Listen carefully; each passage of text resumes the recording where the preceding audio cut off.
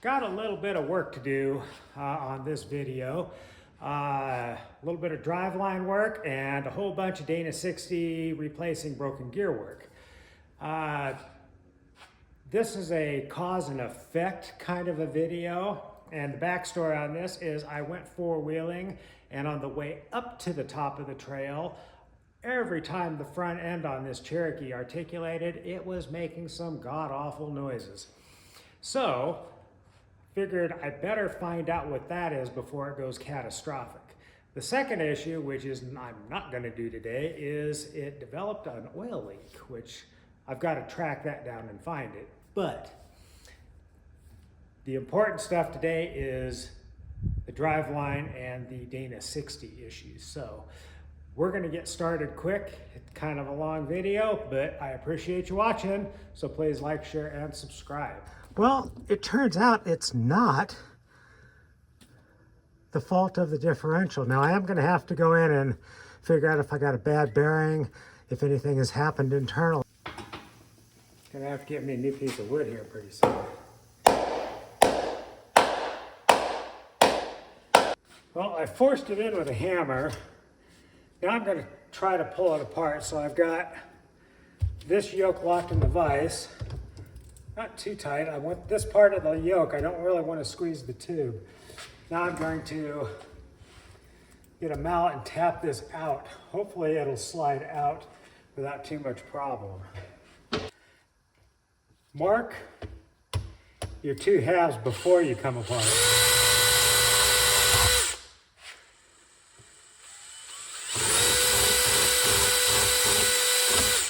And I mark them with a little grinding bit because every time I try to draw it on, I end up either painting them or losing my mark.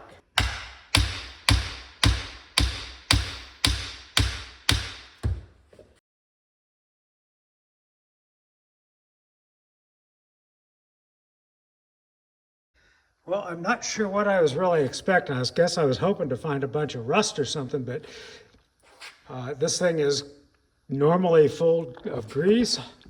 All that blue Teflon coating is there. My gaskets and thrusts are there. My dust cap is all screwed on. So clean this out real well and see if I can get it to slide in and out. If I can get it to slide in and out, then I will reassemble, grease it, and go back together. Car cleaner and an old toothbrush. Get all that cleaned out.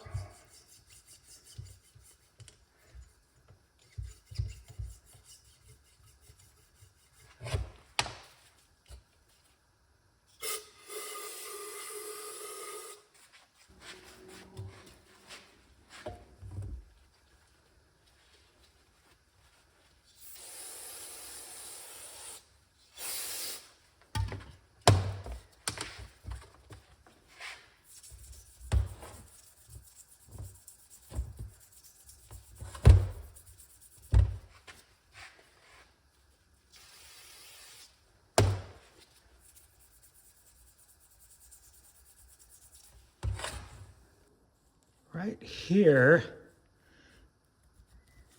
there is some damage to the spline. So I'm wondering if something happened to this prior to me purchasing this shaft, but I can't tell if there's a bend in it or if there's just some of this Teflon coating garbage missing. Anyway. We're going to clean that up before we try it.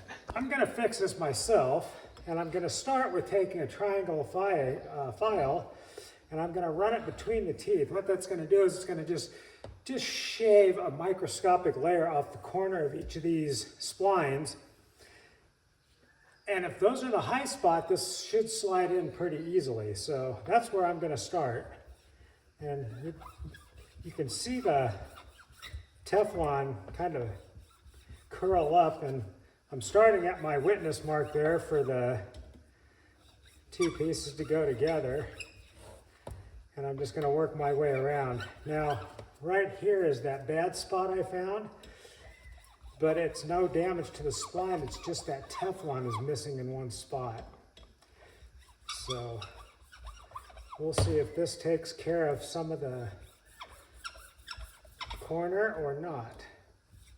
I really don't want to get rid of all of this material because then the shaft will probably have some slop to it.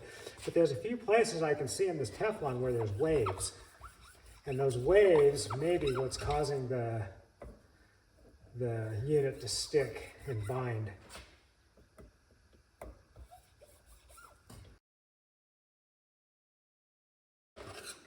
I can slide it on by hand up to about here. So I think I'm going to run one more time around and then we'll see if it slips on. Next on this little agenda, I'm taking a flat file and just lightly rubbing back and forth on the Teflon strip to drop the height of those splines. And it's only a microscopic amount. It's really not much. I'm just filing them enough to where the color changes on the grease that's soaked into them. You can see when they're one consistent color.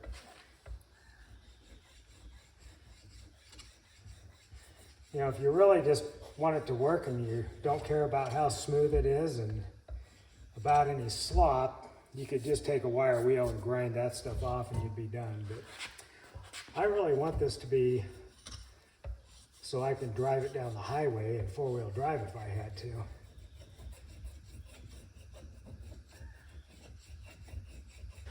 Got this little screwdriver I'll use to just run down all the teeth or all the splines. And that way if there's any little fibers sticking to anything, it'll come out. Right there. Yep.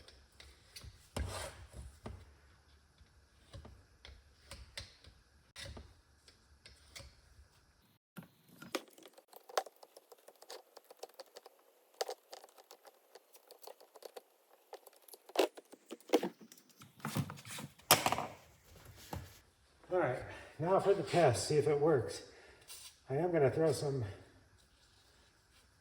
silicone lube on there just in case it doesn't want to come back off. It'll make it a little easier. Got my spline marks.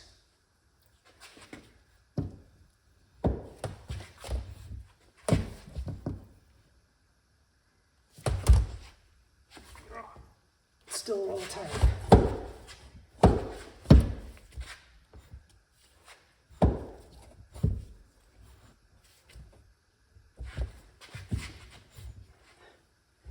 All right, now what I'm looking for is where it's rubbing and where it's not rubbing. Got some high spots over here. So I'm going to run around this one more time with the little file, and I think I'll be good to go. Last time I went around, now I don't want this sloppy loose, but I want it to be able to go in and out fairly easy. And I've got that now, so.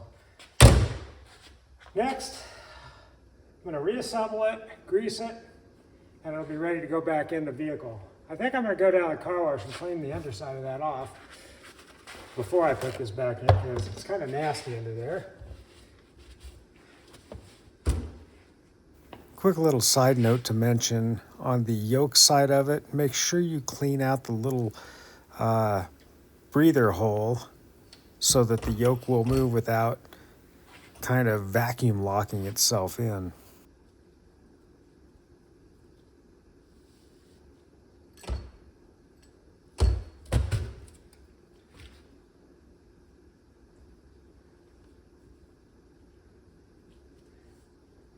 You want to make sure all your thrust and your assemblies go on smooth too. Now you can grease these through the grease zert, but the grease zert's on one side, and I want to make sure there is not piles of grease, but I want to make sure that all of the splines at least have a good starting base of grease. So I'm going to go about a third up on the splines here. Make sure I have grease in every groove all the way around. As such. And we'll line her up with my witness mark.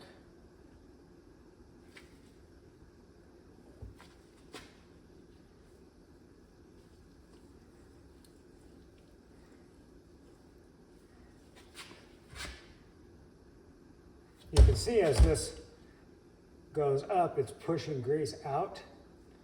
So as it's coming up, I'm re-greasing those splines.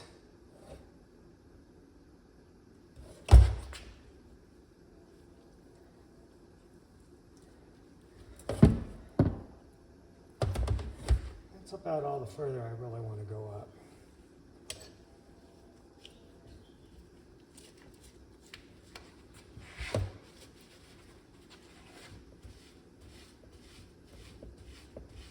There's no sense in having a bunch of grease up here out in the air where nothing is really going to happen. Other than there will be some more paint on it.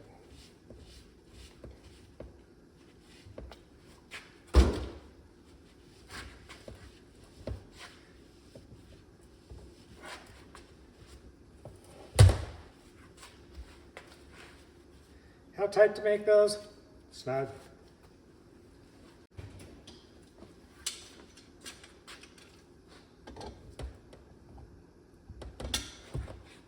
There's that cork seal in there, so you don't want to crank these down to where they're super tight. Just snug that cork in there so it kind of flexes and creates a seal.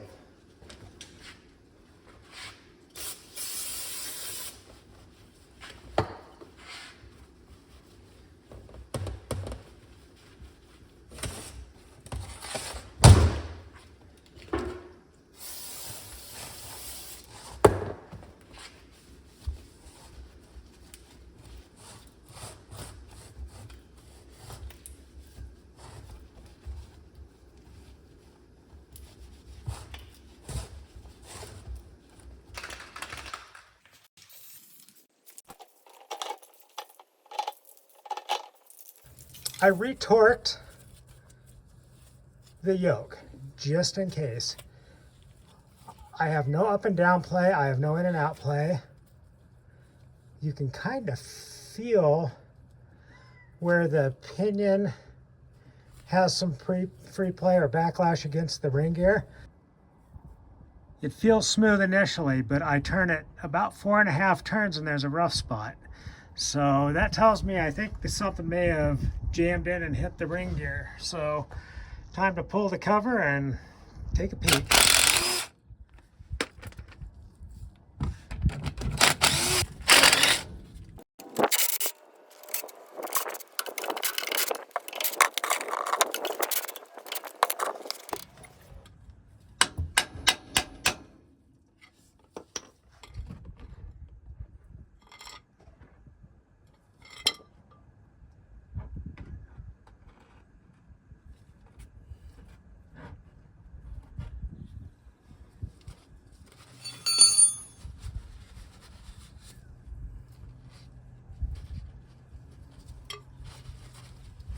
I never like it when I see brown stuff coming out.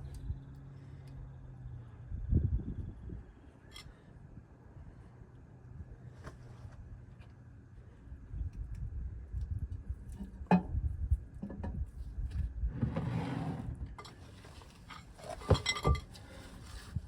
little bit ugly stuff in the bottom.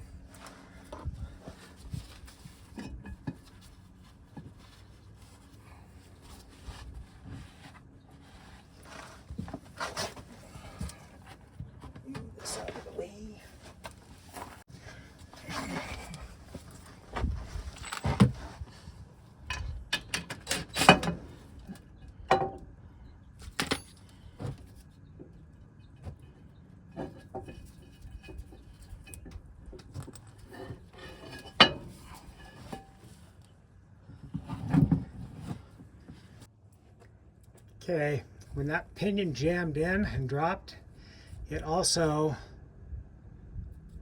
caught and has stress fractured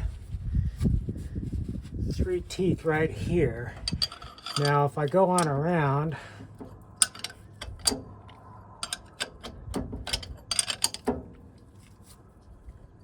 I can also find another spot right here. Right here it's fractured this one. So when that pinion jammed down, it did some damage. These 2 teeth right here. So I've got, oh, there's the bad one right there's a real bad one right here. This one's missing a chunk and it's broken all the way down to the root. Now none of the teeth have come off. My wear pattern's beautiful, so I don't have to worry about that. But these are not usable gears now. I was hoping it just chipped a corner off a tooth and I could dress it, but we are going to have to replace the ring and pinion now. Well, there's the drive shaft repair. So the drive shaft is repaired. And I've been hearing a lot of other people have had issues with slip yokes ever since they started putting that blue junk on the splines. So I'm not the only one, but I guess the big heads up there is keep an eye on your slip yokes. You know, an $800 shaft that I regularly keep greased, lubed, and clean, seized up, caused a lot of other damage. Now, dollar-wise, this repair isn't going to cost me a lot, but it cost me a lot of time, and time's worth something. So now that I'm on the lift, let the fun begin. First things first, remove the wheels and tires. Once the wheels and tires are off, you can remove the lockout hubs. Once the lockout hubs are removed, you can also remove the brake calipers in that assembly. Once the hubs and calipers are off, then you can remove the spindle nuts. The spindle nuts are off, you can remove the hub. Once the hubs are off, then you can remove the spindles and the caliper retainers, and then you can pull the axle shafts. Once the axle shafts are out, you can remove the carrier. Now you will also have to remove the drive shaft, so you may as well get that over with too. It's just a lot of work getting to the ring and pinion. The ring and pinion itself don't really take a lot of time to replace gears when you're not doing a gear ratio change. All right, I'll bring you in a little closer here. You can see this tooth right here, it's chipped, and the stress fracture goes clear down into the root. So all it would take is a good hit, and this is gone. You can also see right here, this one's cracked. Now, anytime you have a pinion drop, you will mark up your carrier. Now, this is very light. I'm not worried about it. It's not going to hurt anything. That just reminds me that when that pinion drops down, it's going to mar stuff up. While I've got this camera up close here, I also wanted to show something else. You can see my drive shaft is below the yoke on the differential. Now I'm at full droop and I have a little bit left. So when you're doing lift kits and stuff, that's something else to check, because you can do damage to the drive shaft, the transfer case, or this yoke if this drive shaft, say, only goes down this far and it starts yanking it down. So another tip for you there. All right, now obviously I've got my drive line out, my axles out. I am going to now remove the air line. Now I've already marked my caps from the last time I was in here. Now this carrier is a 456 and up carrier, so these gears would be a 456 thin, not thick. When you're doing conversion gears and stuff like that, that's when you'll have to go thick, when you're using a carrier that is 410 and down.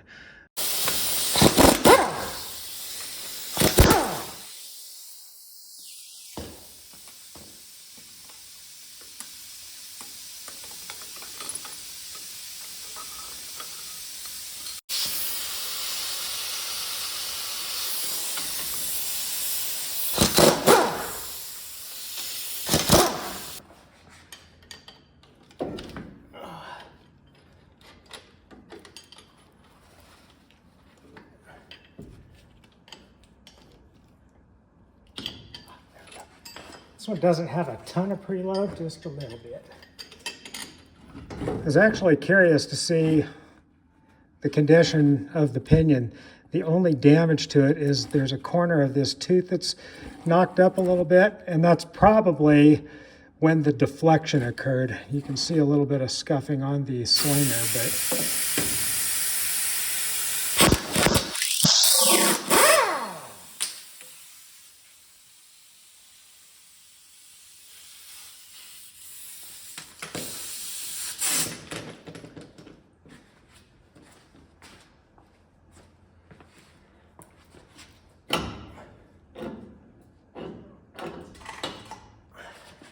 now that I've got everything out, thoroughly inspected the inner and outer pinion bearing, they're in good shape. The side bearings on the carrier are in good shape. Just for grins, I may add a little bit more preload now that these bearings have fully seated. It didn't take a lot to pull it out, so a little more preload probably wouldn't hurt. Again, the nose of the pinion hit the differential a couple times around, just enough to, you can feel those marks, but not enough to do any damage to the carrier. I'm not going to replace any of the bearings at this point. I will just re-shim these gears in. Now, these shims are for my pinion preload. I'm leaving the shims which go behind this race in the housing at this point. Once I get this all assembled, I will put those in and do a paint pattern test. So let's get the gears and bearings swapped and we'll go from there.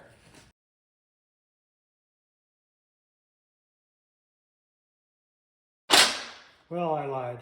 I did have to take this inner race out because I don't have a spare one laying around right at the moment.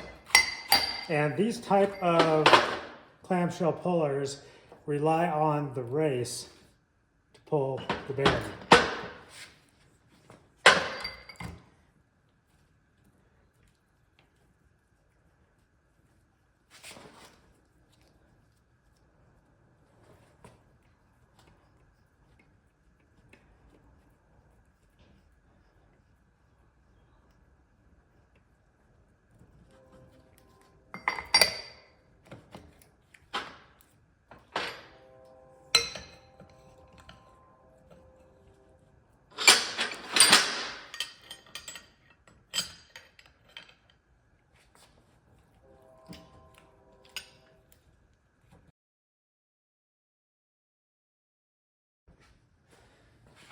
I really like it when something does at least work well. And when I say work well, these clamshell pullers are really nice, but the nicest part is it did not eat up and destroy my bearing. Just press the old bearing and that slinger onto the new pinion. Now getting back to the meat and potatoes of setting up gears, because that's why a lot of people will watch this video, how to set up gears. Now, I initially was not going to pull the inner race out. I was just going to leave it there. And because I don't have an extra inner race laying around, and when I pulled that bearing, I ended up having to pull the race. No big deal. You should probably pull the races anyway. Take a look, make sure everything's drained. At the inspection, everything is clean in here. There's a little extra oil you can get out when you pull that inner race out. Now, this particular pinion depth is set up with these 4 shims. I don't know what the measurement on these are. I can measure them and tell you if you want, but it really doesn't matter. What I'm going to do is I'm going to put these exact shims back in with that inner race. We're going to put this carrier together and check the pinion depth with a paint pattern. Then we can determine if we need to make the pinion further away or closer to the ring gear. So, we grab the race and we'll throw that in.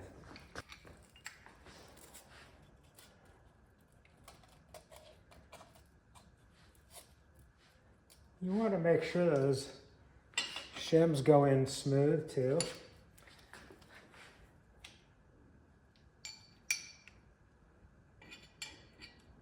Usually it takes more work getting the race started than to actually get it seated.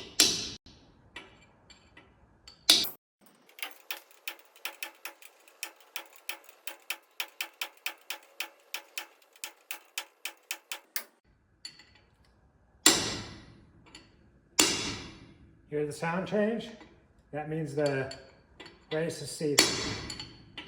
And I go around it a couple times just to make the shim pack for the preload is probably going to be wrong, but I'm going to stick it in there just to make life a little easier.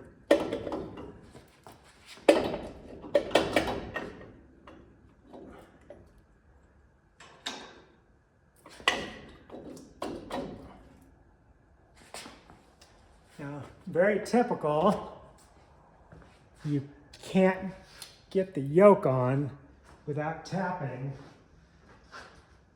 the yoke with the outer bearing.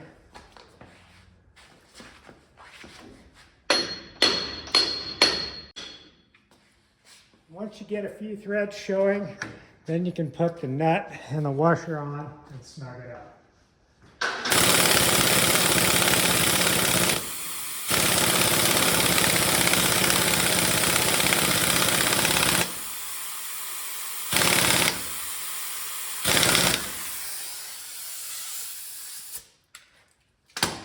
Shut that air off for a second. Now, you noticed I didn't torque the tar out of this thing. I torqued it enough so that I have smooth all the way around and no play in the pinion. Now let's put the carrier together, ring gear, set it in there, and we'll see what our pattern looks like. If you recall, I always say if you have serrations on your ring bolts, you don't need Loctite. These do not have serrations on them. I will have to clean these with some carb cleaner, brake cleaner, get the oil off of them so that your Loctite will work. Now, do you want to replace bolts? These bolts were replaced when I did the carrier and all the stuff last time with the full kit. If you torque bolts correctly, not just rattle them down with an impact, you will not have to worry about replacing these bolts. These are not a one-time use bolt like a head gasket on a Chevy. You can reuse these. If you are over-torqued or have over-tightened them at some point, or if there's damage to them, yes, replace them.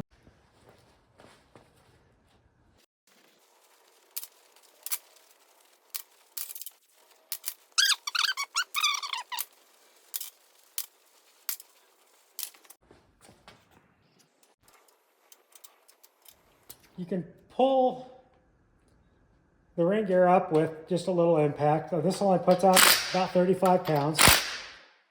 Now that the ring gear is up here seated, now it's time to get the torque wrench out and the chain wrench out and fight it for a little bit. The spec on this is 110. I'm going to go around it first at 80 and then I'll jump up to 110. That way everything is even. Now, a lot of times I will set this chain wrench in a vise. But because of the video, it's kind of hard to get it all looking correctly. So this wood works pretty good holding my chain wrench up. Remember, mark your bolt position.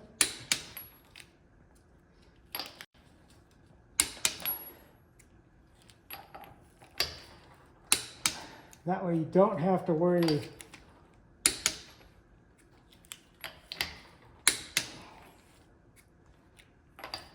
about missing one. Now we'll go to the 110, which is our final torque spec on those.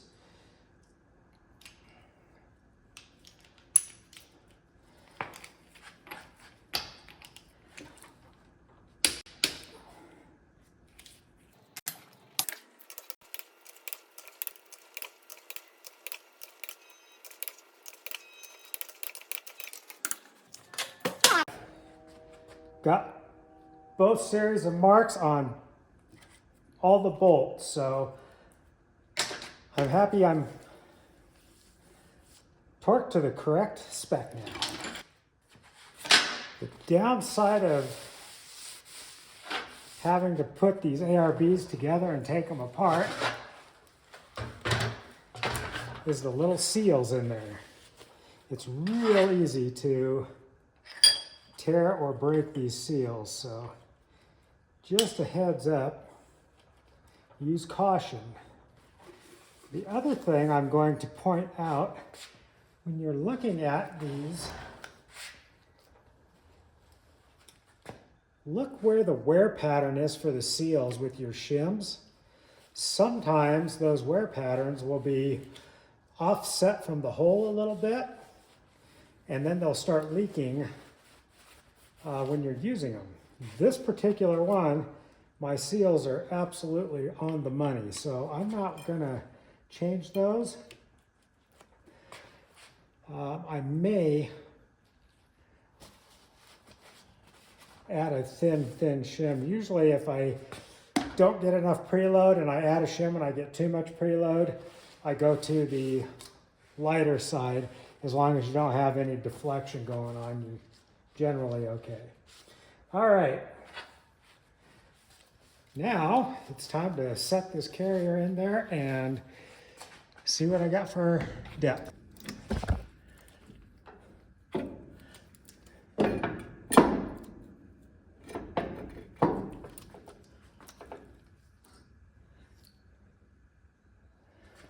Remember, your bearing caps are marked left, right, up, down. If they're not, you could be in trouble.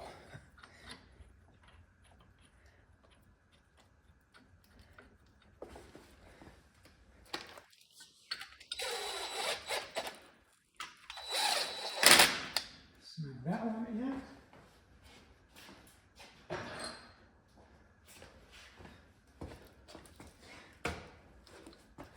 On the ARB side,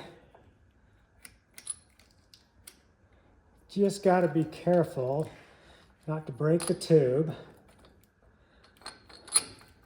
And you also want to make sure you get your notch that you had to do in the right place. That looks good there.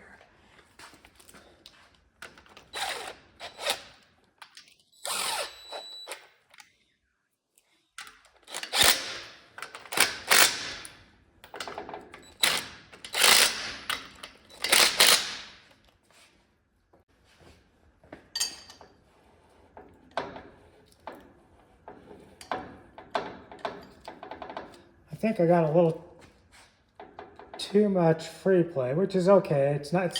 It's close enough to get a paint pattern, but that might actually work out good because now I can add a little bit of shim and get some more preload. So we'll see.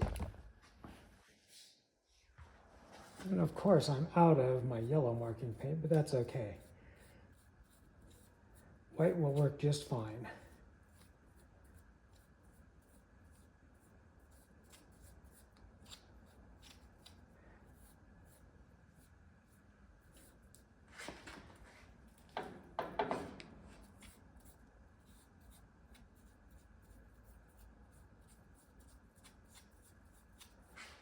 More.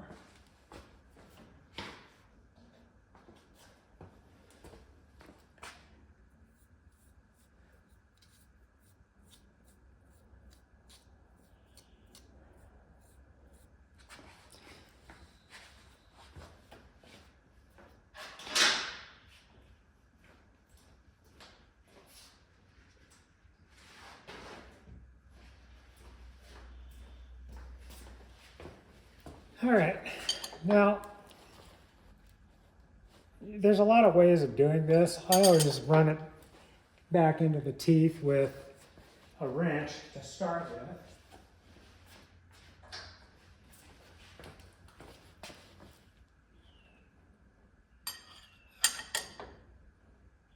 Okay, we're gonna load in right there.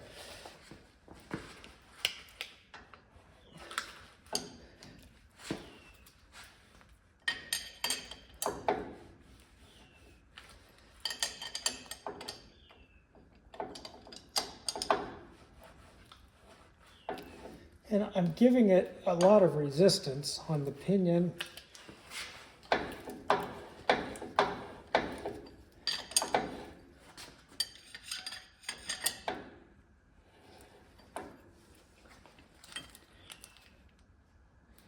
All right, I'm going to get you in close here.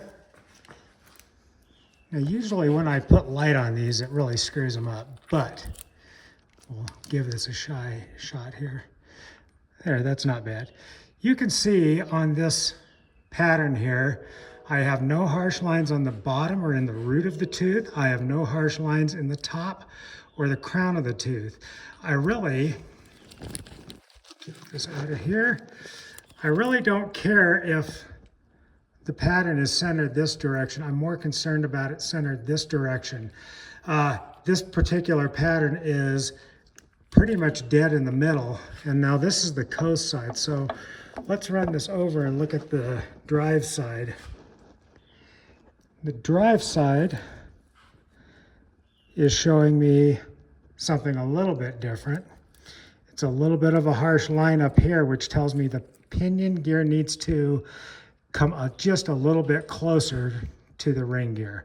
So now I have to pull the carrier out.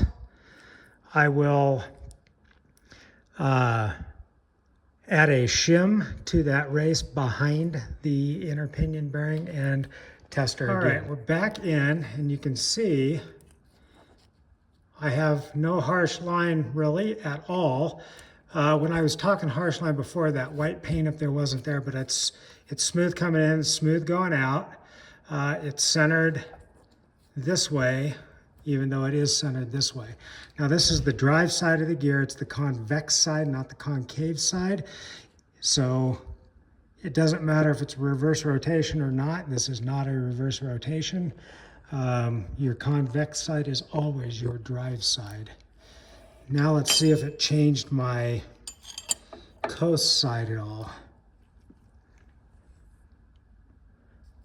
Now let's see.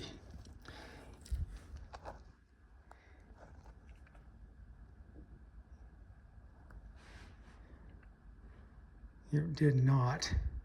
That's still very well centered. I'm happy with this pinion depth. I only had to change one shim.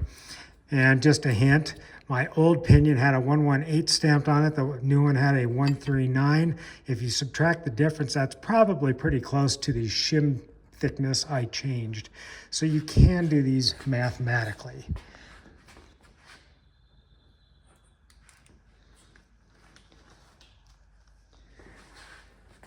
Now I've set it up with my dial indicator to check my backlash.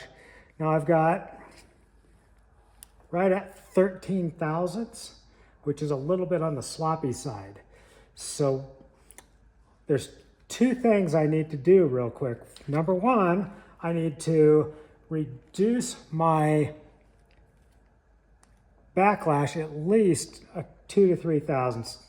The other thing I want to do, because these bearings have seated, et cetera, and I don't think there's enough preload in this carrier anymore, I am going to add a shim to just this side. That will give me some more preload, and it'll move this carrier that direction, tighten up my backlash. So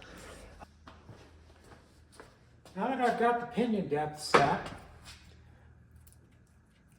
I'm going to tighten this up, check it with an inch-pound wrench, and see if I need to adjust my preload.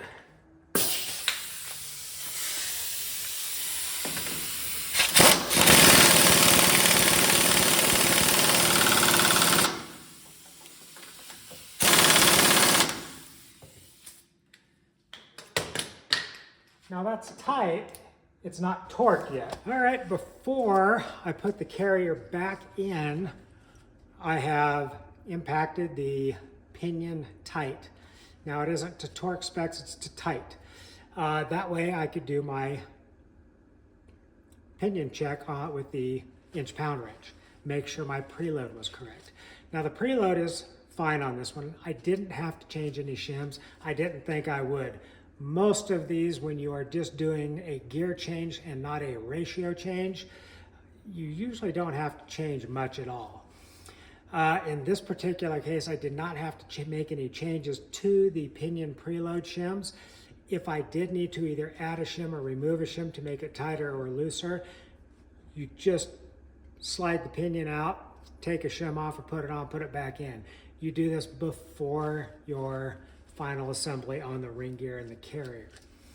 Now that that pinion is in and tight and within specifications, torquing it to the 250 pound-feet, that's always fun to do. You gotta hold it in place. Also, I warped the threads on the outer end of that lock nut. I added Loctite and I staked it. It's not coming loose on its own. Hopefully I won't have another drive shaft failure, but we'll be keeping an eye on that. The rest of this is just torquing, final gear pattern, and then a whole bunch of assembly to get the axles and hubs back together. While I'm doing the axles and hubs, just to give you a heads up, make sure you repack your bearings, make sure your seals are good. You're already apart, you may as well do that. The other thing to verify when you are doing something like this is make sure your ARB air is working, you don't have leaks. Once I'm in for final assembly, I will hit the air for the ARB. I'll make sure I don't have any excessive leaks, make sure I don't have anything that's not working. Now's the time to fix it if there is a problem, but the ARB was working before. I don't see any reason why it wouldn't now. All right, time to finish her up and button her up. We'll put enough of a wave in the threads to make it a good lock nut again. You can also see where I've got a couple of punch marks. I'm going to restake that before I put the nut back on final assembly. That will allow it to grab and become a new lock nut again, per se. Now on new bearings, it's tighter. These are used bearings, and it's telling me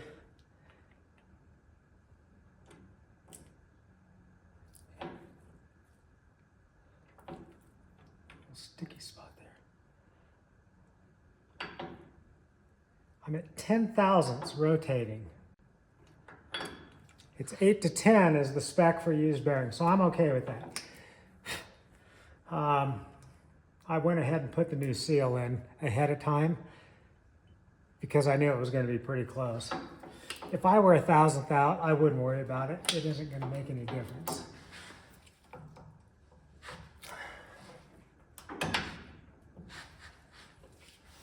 And everything held in place.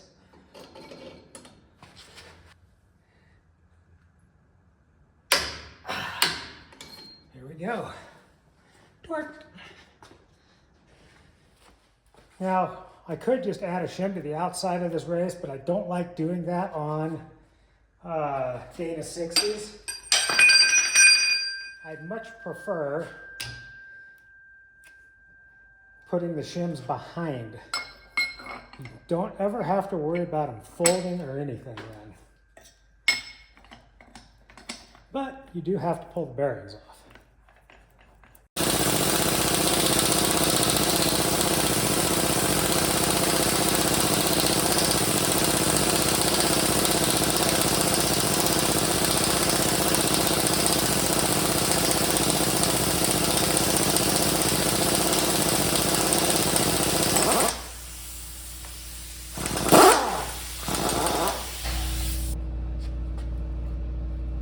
Now what I'll do is I will measure these shims and I will add a couple of thousandths is all. Now there's a few shims in here. One of them's a thin and 2 thicks. Once I get my next combination, I will put the thin one in the middle here. Now what I'm going to do is I'm going to measure these shims, and I really don't care what the actual measurement is. I'm setting them to 0 on my dial caliper here. Then what I'm going to do is I'm going to go just a few thousandths thicker. So if I find me a couple of shims here, I actually have a shim that's about 3 thousandths thicker, so I'm going to go ahead and go with the 3 thousandths thicker. Throw that in the shim pack, and should be good for a final assembly, both preload and within the backlash specifications.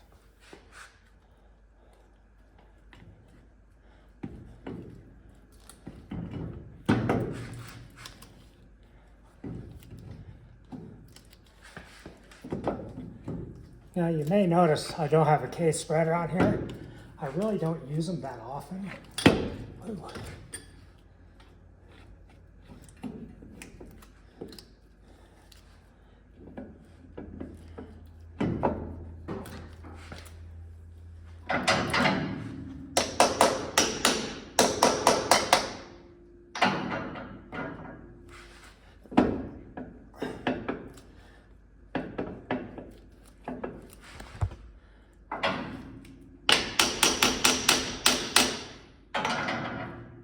Definitely got more preload in there now.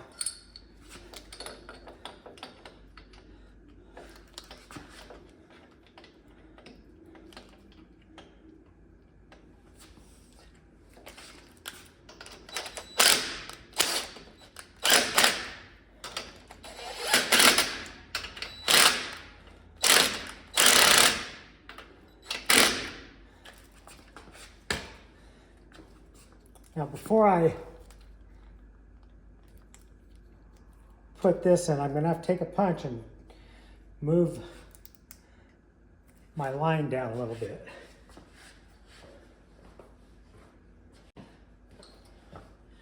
And the reason being is the notch in the bearing cap is down here. So a lot of times that's why people won't set these up as tight as they should. That way they can still move.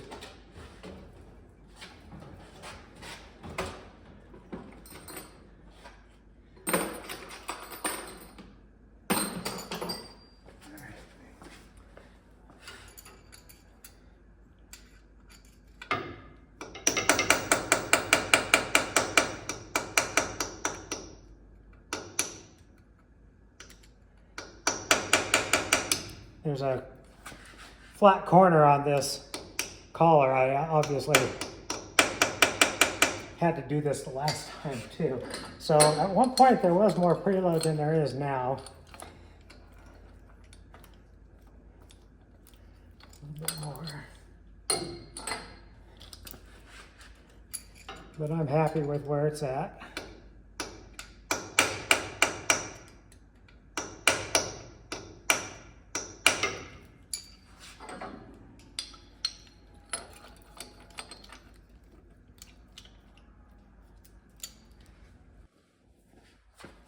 Now another caution, when you're moving these lines, you got to be really careful not to break them where they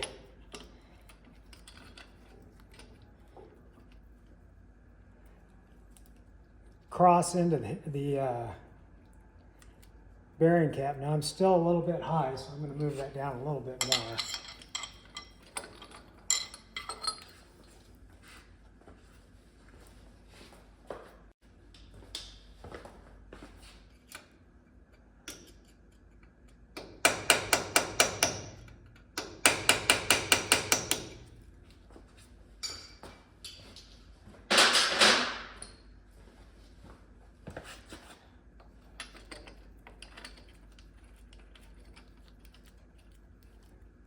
Looks good there.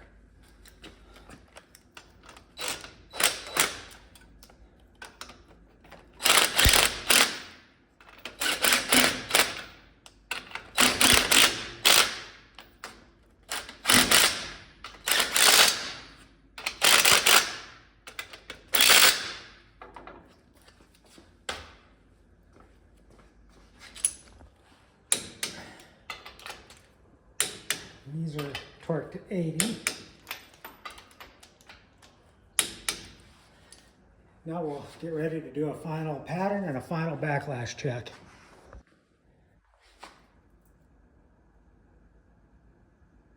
Okay, now my backlash is right at 10 thousandths. That's right at the outer edge of the spec. I can live with that. Get my airline back in, and then this one will be ready to button up. That's the coast side. I know it's kind of hard to see in this lighting, but it's right in between. It's centered, it's smooth in, it's smooth out. Well, there's a pretty good view of that tooth.